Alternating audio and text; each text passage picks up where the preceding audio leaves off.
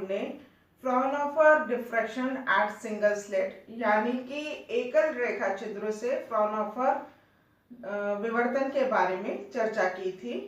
उसी चर्चा को हम आगे ले जा रहे हैं। तो इस वीडियो से देखने से पहले आपको इससे पहले के वीडियो को देखना पड़ेगा, तभी आपको आगे की चर्चा समझ में आएगी। तो हमने बात की थी कि जब प्लेन वेव फ्रंट AB पर पहुंचता है तो वहां पर हर पॉइंट एक सेकेंडरी वेवलेट एमिट करता है जो कि सेम फेस में होती हैं। जो वेवलेट्स यानी जो द्वितीयक तरंगिकाएं P बिंदु पर पहुंचती हैं उनके मध्य जो पथांतर है, मतलब जो पाथ डिफरेंस है, वो 0 होने के कारण यहाँ पर आपको उच्चिष्ट यानी मैक्सिमा प्राप्त होता है। और P प्राइम बिंदु पर जब हमने देखा तो वो चूंकि थीटा डिग्री पर उनका विवर्तन हुआ है, तो उनके मध्य जब पाथ डिफरेंस यानी पथांतर निकाला हमने तो वो E साइन थीटा प्राप्त हुआ। तो यदि ये पथांतर E साइन थीटा यदि n लैम्डा के बराबर होगा तो यहाँ पर आपको निम्नलिखित यानी कि मिनिमा मिलेगा। लेकिन यदि ये 2n+1 लैम्डा बाई 2 के बराबर होगा तो यहाँ पर आपको उच्चिष्ट मिलेगा यानी मैक्सिमा मिलेगा। ये हम बात कर चुके हैं। साथ ही हमने बात की थी कि ये तो पथांतर के बारे में बात की। यदि हम इसे कलांतर यानी फेस डिफरेंस के टर्म्स में बात करें तो delta equals to 2 del over lambda, जिसे हम 2 अल्फा ले रहे हैं। तो अल्फा क्या हो जाएगा, alpha equals to pi upon lambda delta equals to pi upon lambda delta हमारा E साइन थीटा है। तो अल्फा हो गया pi upon lambda E sine theta. तो ये हमने बात की कि P बिंदु पर आपको मैक्सिमा मिलेगा, साथ में P बिंदु के दोनों तरफ आपको मैक्सिमा मिल रहा है। कहाँ पर मिनिमा मिल रहा है, ये इस बात पर डिपेंड करेगा कि उनके मध्य जो कलांतर क्या है, और कलांतर किस पर, थीटा पर निर्भर कर रहा है। तो अब हम ये पता लगाएंगे कि इन बिंदुओं पर जहां मैक्सिमा और मिनिमा मिल रहा है वहां पर इंटेंसिटी कितनी है, मतलब तीव्रता कितनी है। तो तीव्रता ज्ञात करने के लिए हमें पॉलीगॉन मेथड यानी बहुभुज विधि का इस्तेमाल करेंगे। बहुभुज विधि के द्वारा, पॉलीगॉन मेथड के द्वारा बहुभुज विधि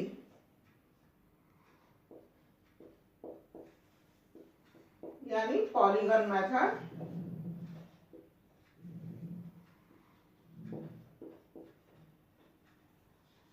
तो इसमें हम क्या कर रहे हैं कि जैसे हमने बात की कि सेकेंडरी वेवलेट्स एमिट हो रही है, मतलब द्वितीयक तरंगिकाएं जो आपका प्लेन वेव फ्रंट है उसका हर बिंदु एक द्वितीयक सोर्स की तरह से कार्य करता है और द्वितीयक तरंगिकाएं एमिट करता है।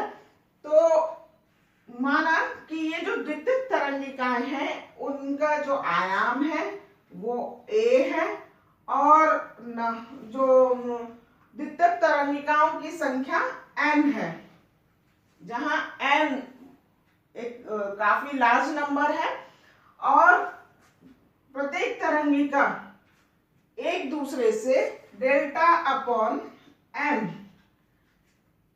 कलाकोण बना रही है फेस दोनों के बीच में, मतलब ऑल्टरनेट जो वेवलेट्स हैं उनके बीच में जो फेस एंगल है वो डेल्टा अपॉन n है। तो जो रिजल्टेंट आप कैसे निकालेंगे कि हम जो वेवलेट है उसको एक वेक्टर से डिनोट कर रहे हैं, जिसकी जो लेंथ है वो a है, जो कि वेवलेट का एम्पलीट्यूड होता है, वो हम वेक्टर लेंथ ले रहे हैं a। तो इस तरह के n वेक्टर होंगे, तो इसे आप इस तरह से रखेंगे कि जैसे ये आपका a वेक्टर, ये इसका टेल हो गया, ये इसकी हेड हो गई। दूसरा जो वेक्टर है उसका हेड आपको, सॉरी, उसका जो टेल है आपको इस पहले वेक्टर की हेड पर रखना है इस तरह से। और किस तरह कि ये दोनों एक दूसरे से डेल्टा अपॉन एन एंगल बना रहे हैं। वैसे ही थर्ड जो वेक्टर होगा उसको जो टेल है आपको सेकेंड वेक्टर की हेड पे रखना है इस तरह से कि ये जो एंगल है वो डेल्टा अपॉन एन है। तो इस तरह से आपको सारे एन वेक्टर्स एक दूसरे के ऊपर प्लेस करने इस तरह से कि वो एक दूसरे से डेल्टा अपॉन एन एंगल पर हो। तो आपको इस तरह से मिलेगा। तो ये जो है ये आपको, ये रिजल्टेंट, ये जो इसकी लंबाई है ये ए बी से हम डिनोट कर रहे हैं, ये ए बी जो है ये आपको रिजल्टेंट आर देगा। आप देख रहे हैं कि चूंकि n एक बहुत बड़ी संख्या है, इस कारण से ये जो जब आप एक दूसरे से के ऊपर रखेंगे तो ये एक तरह से चाप, आर्क, एक सर्कल का आर्क, मतलब सर्कल का चाप बन जाएगा। तो क्योंकि ये बहुत छोटे छोटे हैं और काफी बड़ी संख्या में हैं, तो ये एक तरह से सर्कल का चाप, सर्कल की आर्क बना रहे हैं। तो आप इसे इस तरह से ये कंटिन्यूस देख सकते हैं। और ये आपका ये ए बी पॉइंट,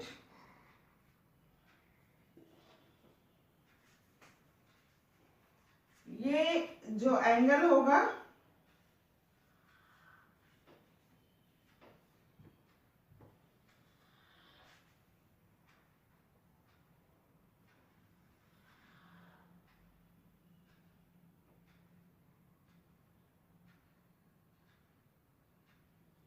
ये एंगल डेल्टा होगा।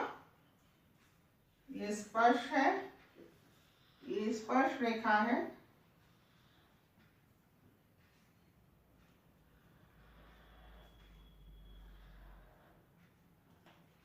ये डेल्टा एंगल हो गया। ये जो सर्कल है जिसका कॉर्ड है, हम ये मान के चल रहे हैं कि मतलब यदि ये इसका सेंटर है, सर्कल ये पूरा बनाएंगे तो ये इसका सेंटर है इस कॉर्ड का। तो हम इन दोनों पॉइंट्स को अगर मिलाएं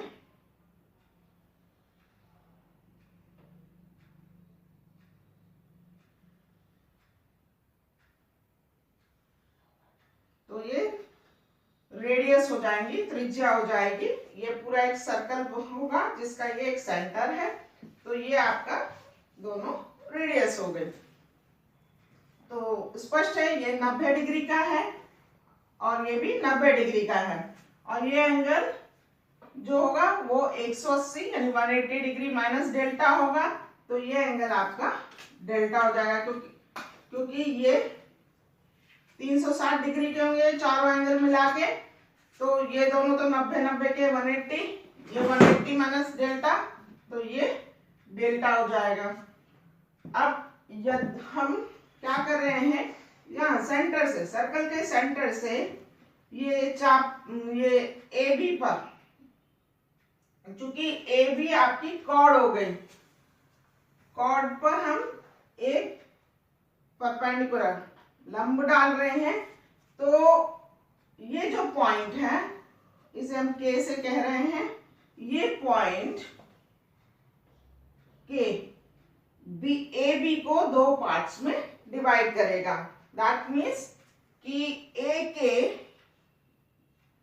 that means A B is equals to twice A K. A B जो ए के है उसका दुगना होगी। क्योंकि अब आप देख रहे हैं दो एंगल बन रहे हैं, एक तो बी सी के और ए सी के। इसमें दोनों समान भुजा हैं, रेडियस है। ये बी के और ए के समान है, साथ में सी के दोनों त्रिभुज में कॉमन है, दोनों ट्रायंगल्स में कॉमन है। दैट मीन्स ये जो ट्रायंगल है बी सी के और के सी ए दोनों सर्वांग सम यानी कॉन्ग्रुएंट है। दैट मीन्स कि ये जो एंगल होगा, ये एंगल दोनों बराबर होंगे और कितने के होंगे, डेल्टा अपॉन टू, क्योंकि दो पूरा एंगल डेल्टा का था। तो इससे आप देख रहे हैं इस ट्रायंगल से ए सी के से कि sine delta upon two will be equal to किसके बराबर होगा, ए के अपॉन सी ए। तो ये किसके बराबर हो जाएगा, ए के अपॉन सी ए के। और ए के किसके बराबर है, A B upon two. A के is equals to A B upon two. तो ये हो जाएगा A B upon two C A.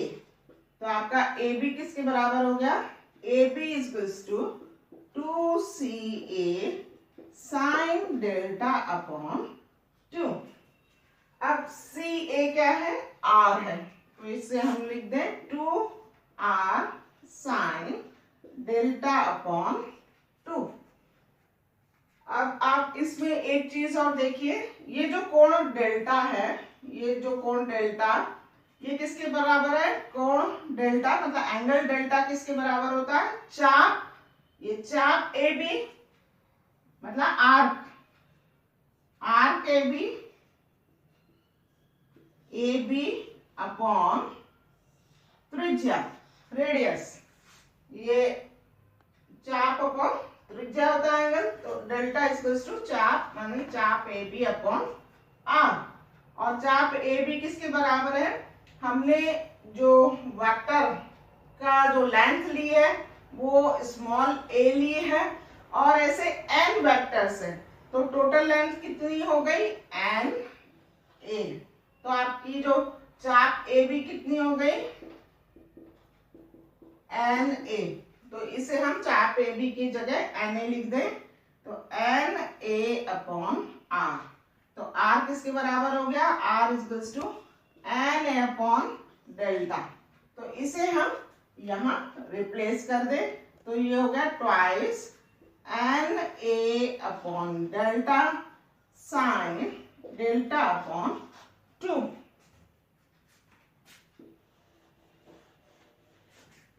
तो इधर से हम क्या कर रहे हैं, n a sign delta upon two upon delta upon two. अब हमने जो डेल्टा है वो 2 अल्फा लिया था, तो alpha will be equal to delta upon 2। तो हम डेल्टा अपॉन 2 की जगह अल्फा रिप्लेस कर रहे हैं, तो ये हो जाएगा N A sine alpha upon alpha. तो हमें क्या मिला, A B is equals to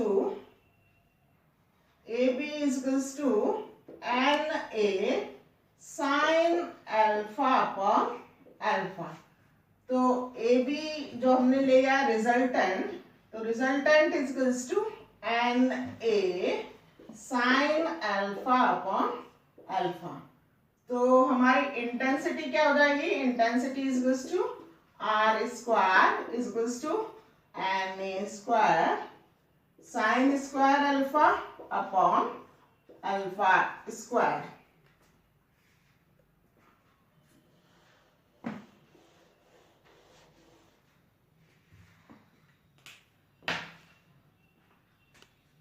तो और Na² मैक्सिमम इंटेंसिटी है, मैक्सिमम तीव्रता है, तो जिसे हम I0 लिख लेते हैं।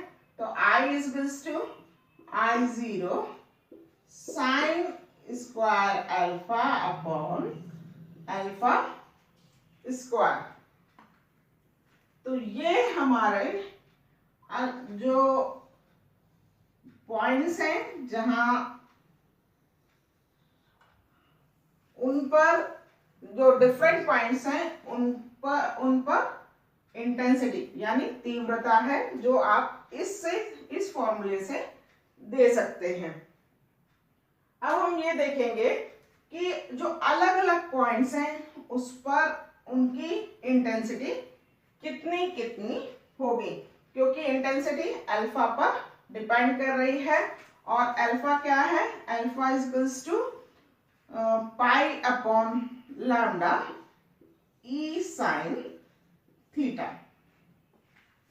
दैट मीन्स कि जो इंटेंसिटी है वो थीटा पर निर्भर कर रही है। और हमने बात की थी कि जो P पॉइंट है उसके लिए थीटा 0 है। तो जब थीटा इक्वल्स टू 0 है, जब आप थीटा इक्वल्स टू 0 रखेंगे तो अल्फा इक्वल्स टू 0 है।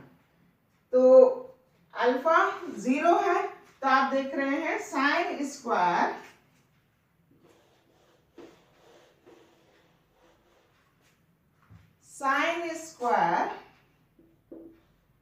Alpha upon alpha square. यह स्क्वायर की जगह हम केवल अभी साइन अल्फा अपॉन अल्फा की ही बात करें, फिर उसमें वैल्यू निकालने के बाद स्क्वायर कर लेंगे। तो साइन अल्फा अपॉन अल्फा में जो अल्फा इक्वल्स टू 0 पुटअप करेंगे तो ये अनडिटरमाइंड क्वांटिटी निकलेगी। इसके लिए हम फिर लिमिट निकाल रहे हैं। तो limit alpha tending to 0 sine alpha upon alpha, तो ये क्या हो जाएगा? ये 1 हो जाएगा। तो आप जब इसमें रखेंगे P बिंदु पर इंटेंसिटी निकालने के लिए, तो I will be equal to I0 और साइन अल्फा अपॉन अल्फा 1 और 1 का स्क्वायर 1 ही। तो ये आपको मिलेगी I इक्वल्स टू I0। मतलब यहाँ पर आपको मैक्सिमम इंटेंसिटी प्राप्त होगी, मतलब अधिकतम तीव्रता वहां इस बिंदु पर प्राप्त होगी। ये सेंट्रल मैक्सिमा, केंद्रीय मैक्सिमा यानी केंद्रीय उच्चिष्ट कहलाता है। ये जो पॉइंट है जहां पर जो द्वितीयक तरंगिकाएं बिना कोई कोण बनाते हुए सीधे यहाँ अध्यारोपित होती हैं, यहाँ आपको मैक्सिमम इंटेंसिटी मतलब अधिकतम उच्चिष्ट अधिकतम तीव्रता प्राप्त होती है। और ये पॉइंट सेंट्रल मैक्सिमा मतलब केंद्रीय उच्चिष्ट कहलाता है। ये सेंट्रल मैक्सिमा है, मैक्सिमा जिसके लिए I इक्वल्स टू I0 यानी केंद्रीय उच्चिष्ट है ये। अब हम इसके दोनों तरफ जो निम्निष्ट और उच्चिष्ट प्राप्त होंगे उनके बारे में बात करते हैं। तो आपको पता है कि मैक्सिमा या मिनिमा मतलब उच्चिष्ट या निम्निष्ट निकालने के लिए हम क्या करें? इसको डिफरेंशिएट करें, अवकलित कर लें विथ रिस्पेक्ट टू अल्फा और 0 पुट अप करें। तो जो पॉइंट्स आपको प्राप्त होंगे वो आपको मैक्सिमा और मिनिमा देने वाले पॉइंट्स प्राप्त होंगे। तो differentiated with this formula with respect to alpha, तो I equals to I0 sine square alpha upon alpha square. तो di upon d alpha equals to I0 1 over alpha square 2 sine alpha minus cos alpha plus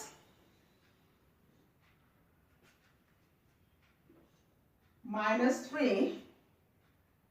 अब हम plus sign square alpha